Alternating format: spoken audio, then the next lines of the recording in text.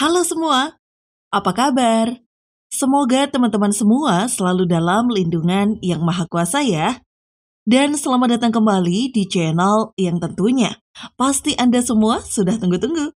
Channel yang selalu menyuguhkan kutipan-kutipan yang bermanfaat dan selalu membuat teman-teman semua menjadi orang yang lebih percaya diri, berpikiran positif, dan selalu yakin dengan tujuan hidup teman-teman semua.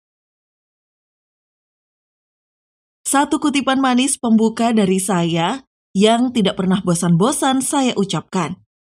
Di balik segala duka tersimpan hikmah yang bisa kita petik pelajaran. Di balik segala suka tersimpan hikmah yang mungkin bisa jadi cobaan. Pejamkan mata Anda, fokus dengan suara saya. Inilah kutipan motivasi.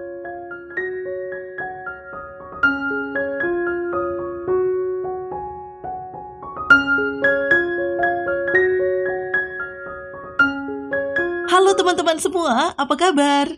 Ada saya kembali, sahabat baik kamu, teman baik kamu dari kutipan motivasi. Nah teman-teman, gak kerasa ya, sekarang kita sudah masuk lagi nih ke hari Senin. Dimana mungkin sebagian di antara kamu udah nungguin gitu loh. Karena apa? Di hari Senin ini, kutipan motivasi selalu akan memberikan sesuatu yang menarik tentunya. Nah, kali ini kita akan memberikan materi yang bernama Cerdas 10 Menit. Betul, kali ini kita akan belajar sesuatu hal secara singkat, padat dan jelas. Tapi bisa langsung kamu praktekkan. Praktekkan untuk merubah hidup kita sendiri ke arah yang lebih baik pastinya ya. Nah, kali ini kita akan membahas apa ya Mbak di hari Senin ini di materi Cerdas 10 Menit kali ini. Kali ini kita akan membahas sebuah hal yang paling sering ada di benak pikiran kamu dan juga paling sering membuat saya jadi sedikit kesal. Karena kerap kali ada orang yang salah tafsir mengenai hal yang satu ini. Emang hal apa sih Mbak? Kok bisa-bisanya banyak yang salah tafsir? Benar. Kali ini kita akan membahas bagaimana sih cara cerdas untuk menghadapi mantan. Waduh, siapa nih di antara kamu yang mukanya sekarang udah senyum-senyum nih? Kamu tuh senyum adalah tersangka utamanya. Benar kok, senyum-senyum, senyumnya kamu itu karena kamu merasa itu adalah kamu-kamu kan? Yang selama ini kayaknya belum tahu gitu. Bagaimana sih cara menghadapi mantan-mantan yang ada di sekitar gue? Nah, tanpa banyak basa-basi, yuk kita langsung aja bahas. Gimana sih cara kita menghadapi mantan dengan cara yang cerdas? Dengan cara kutipan motivasi. Teman-teman, kalau kita bicara soal mantan, banyak di antara kamu mungkin bertanya, mantan itu makhluk apa sih, Mbak? Mantan itu sebenarnya adalah manusia. Manusia-manusia yang pernah menjadi bekas dalam tanda kutip ya, di dalam cerita kehidupan kamu. Betul, bekas-bekas yang saya maksud di sini bukan berarti negatif ya.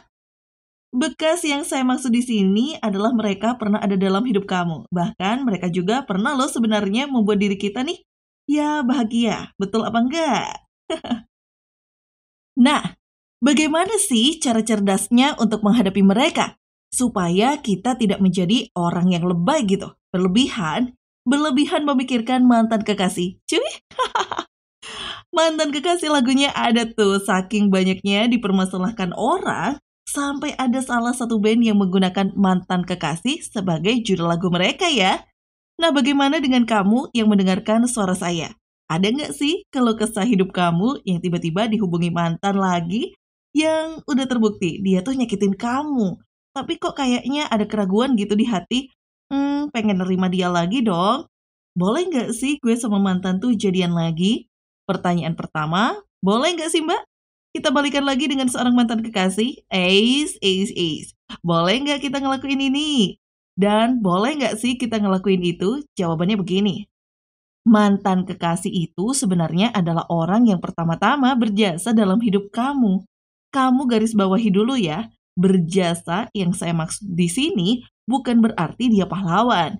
Bukan. Dia berjasa juga loh untuk menuntun kamu menuju pasangan yang terbaik di masa depan nanti. Itu aja. Mantan itu tidak selamanya jelek. Ada bagusnya juga dia kalau nggak ada dia. kita nggak akan naik level sehingga kita nggak mungkin bisa mendapatkan pasangan yang lebih baik dari waktu ke waktu, dari masa ke masa. Betul kan? Nah, cuma kita perlu garis bawahi juga teman-teman, mantan itu adalah orang yang sudah berlalu. Artinya perlu kita sadari loh, nggak mungkin orang itu jadi mantan kalau nggak ada sebabnya kan? Bener apa nggak?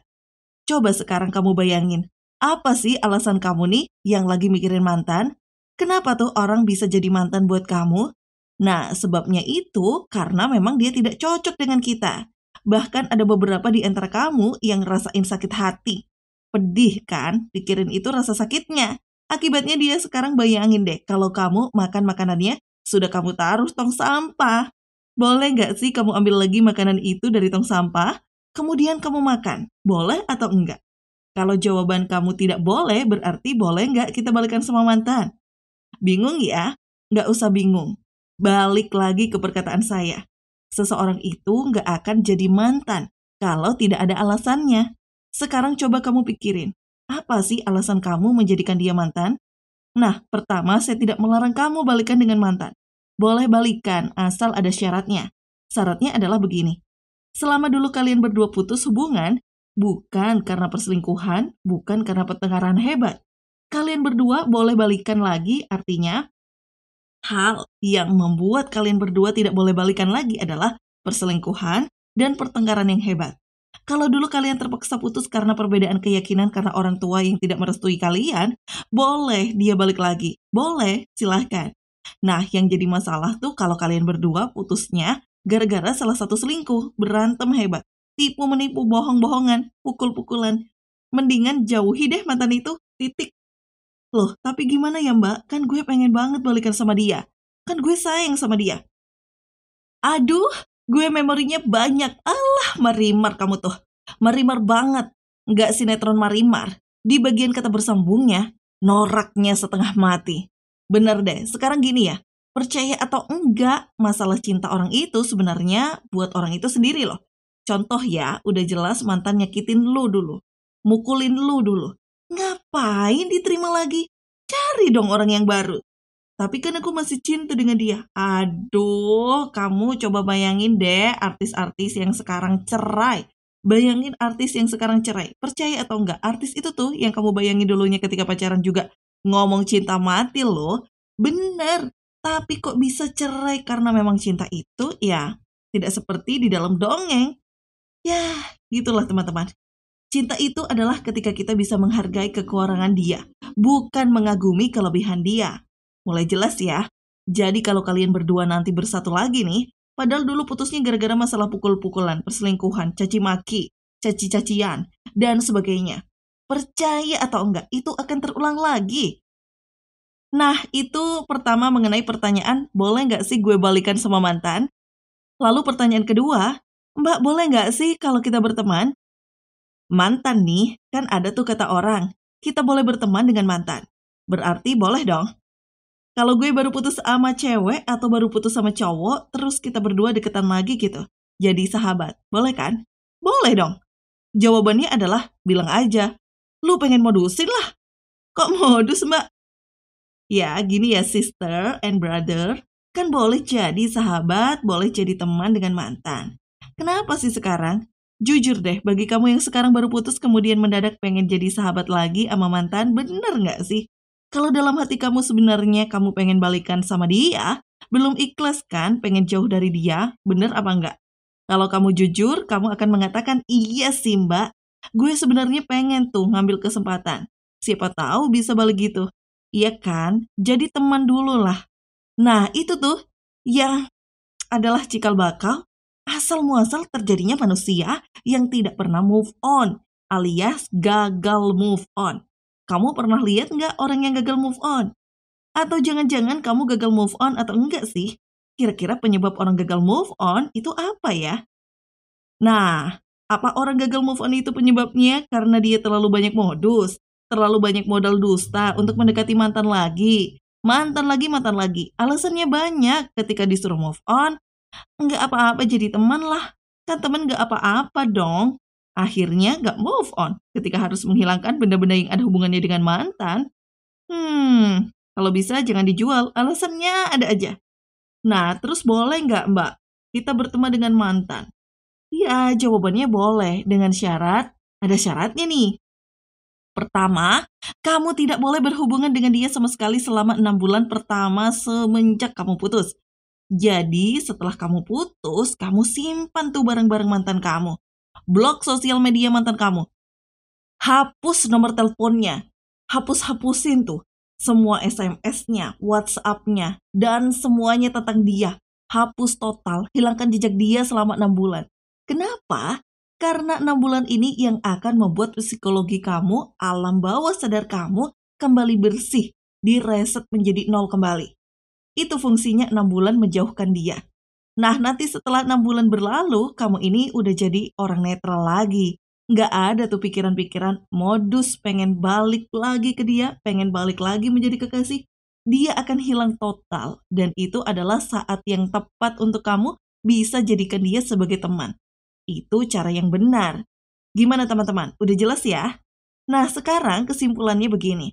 Kita nih sebagai manusia biasanya akan memiliki beberapa orang yang memang punya kesan buruk dalam hidup kita. Nah, biasanya orang itu disebut para mantan. Nah, pertanyaan berikutnya, bagaimana ya Mbak supaya gue bisa menemukan orang yang lebih baik daripada mantan kekasih yang mungkin baru saja kamu tinggalkan? Caranya, kesimpulannya adalah begini. Pertama, kamu lihat dan sadari apa alasan dia menjadi mantan buat kamu. Apakah karena suatu hal yang berhubungan dengan pengkhianatan? Atau mungkin kamu dipukulin, dibohongi? Kalau memang iya, tinggalkan. Hilangkan keinginan untuk kembali kepada dia. Apapun alasannya. Tapi kalau kalian berdua menjadi mantan, alasannya karena masalah hubungan yang tidak direstui. Perbedaan keyakinan yang memang sudah teratasi, kalian berdua boleh kembali, jelas. Nah, itu yang pertama. Yang kedua, seandainya kamu ingin berteman dengan mantan, boleh-boleh. Boleh dan boleh. Tapi 6 bulan dulu, hilangkan dia dalam hidup kamu. Hilangkan dia dari hidup kamu. Hilangkan juga hidup kamu dari dia. Ingat, selama 6 bulan, kurang tidak boleh, lebih boleh. Nah, yang ketiga, seandainya memang kamu ingin membuktikan bahwa ada orang yang lebih baik daripada para mantan, buka diri kamu, sadari bahwa memang selama ini pikiran kamu sendiri loh yang membuat seolah-olah tidak ada manusia yang lebih baik daripada mantan kamu. Selalu ada syaratnya, cuma satu, buka hidup kamu, buka pagar yang selama ini tertutup. Keluar dong, lihat dunia lebih luas. Pakai mata, jangan pakai pikiran. Pakai mata lihat dunia. Pakai mata di luar sana. Jangan cuma mendem di kamar, ngelihat sosmed, sampai akhirnya berkata bahwa tidak ada yang lebih baik dari kamu. Ya Allah, itu kayak rasanya kayak gimana ya? Kayak ngelihat kadal pakai baju Batman, tapi maksa pengen jadi Batman. Nggak bisa. Kadal adalah kadal, Batman adalah Batman. Nggak bisa disamain. Mantan adalah mantan. Kekasih baru, ya kekasih baru. Nggak bisa main-main oke. Mereka makhluk yang berbeda. Nah, sekarang pilihan ada di tangan kamu nih. Apakah kamu ingin membuka diri menuju kehidupan yang lebih baik? Lihat segala sesuatunya pakai mata, bukan pakai pikiran saja. Atau kamu ingin bermain drama di dalam hidup kamu dengan terus-menerus melihat sosmed, kepo, mendem di kamar, membatasi pergaulan sehingga kamu jadi galau. Terserah sih, itu pilihan ada di tangan kamu. Video ini sudah membuka pikiran kamu sekarang. Langkah berikutnya ada di tangan kamu. Lakukan apa yang ingin kamu lakukan dan terima resiko yang betul-betul sesuai dengan langkah yang kamu pilih. Jadilah manusia yang dewasa. Jadilah sahabat, kutipan motivasi yang bijaksana. Masih ada saya, sahabat baik kamu, teman baik kamu dari kutipan motivasi. Keep spirit, keep sharing, and keep loving. Bye!